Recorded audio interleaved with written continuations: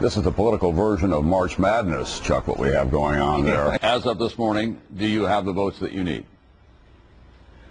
No, we don't have them as of this morning. Down to brass tacks. Are those two issues enough for you to say, you know what, I can't support this bill?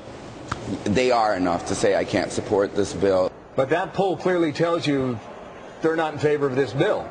So if they're not in favor of the bill, does your vote at the moment say no?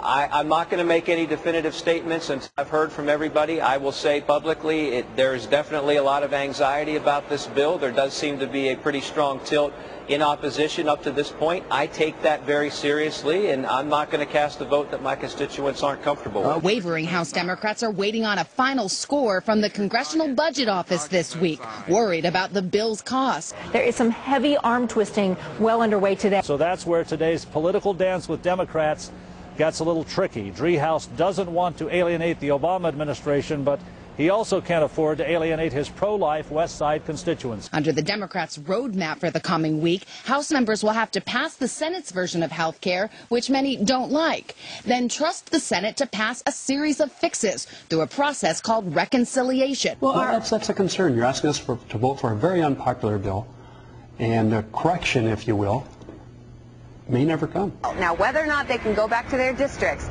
and the folks that elect them will be somehow fooled by this or think that they didn't do something that had the effect of passing the Senate bill, I don't know. These are not very encouraging numbers for the president and the Democrats. Well, they're certainly not. Over 70% of the people in the country either want to drop this bill and start over or forget it altogether for a while. Speaker of the House believes health care will pass. Yes.